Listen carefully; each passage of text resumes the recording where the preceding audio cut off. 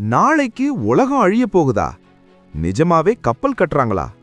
December 25 இன்னும் சில மணி நேரத்துல உலகம் அழிய போகுதுன்னு ஒருத்தர் கிளம்பியிருக்காரு. இது வெறும் வதந்தியா இல்ல நிஜமா? பைபிள்ல வர்ற நோவா கப்பல் கதை நமக்கு தெரியும்.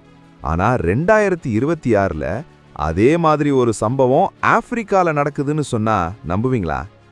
கானா நாட்டை சேர்ந்த எபோனோவா அப்படின்னு ஒருத்தர் தன்னை கடவுள் அனுப்பின தீர்க்கதரிசின்னு சொல்லிக்கிட்டு வர்றாரு. கோணி பைய ட்ரெஸ்ஸா போட்டுக்கிட்டு கையில போனோட சுத்துறாரு.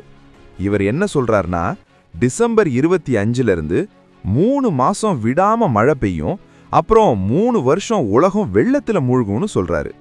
சும்மா சொல்லல, அதுக்காக 10 பிரம்மாண்ட கப்பல்களை கட்டிக்கிட்டு இருக்காரு. நம்ம ஊர்ல டிசம்பர் மழைனாலே பயப்படுவோம். ஆனா இவரு சொல்றத பார்த்தா சென்னை வெள்ளம்லாம் ஒண்ணுமே இல்ல போலயே.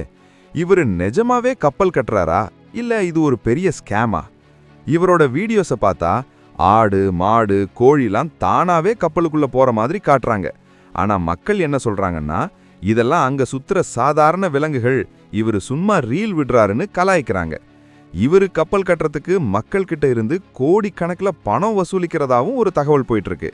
இது பக்தி மார்க்கமா இல்ல பணத்துக்காக பண்ற தந்திரமா? பயம் காட்டி கூட இப்போல்லாம் பிசினஸ் பண்றாங்க. ஆனா இதுல எவ்வளோ உண்மை இருக்குன்னு தெரியல. டிசம்பர் 25 முடிஞ்சதும் இவர் என்ன பதில் சொல்ல போறாருன்னு தான் எல்லாரும் வெயிட் பண்றாங்க. நீங்க என்ன நினைக்கிறீங்க? இது உலக அழிவுக்கான எச்சரிக்கையா இல்ல ஒரு பெரிய ஏமாற்று வேலையா? உங்க கருத்தை கமெண்ட்ல சொல்லுங்க. மறக்காம சப்ஸ்கிரைப் பண்ணுங்க.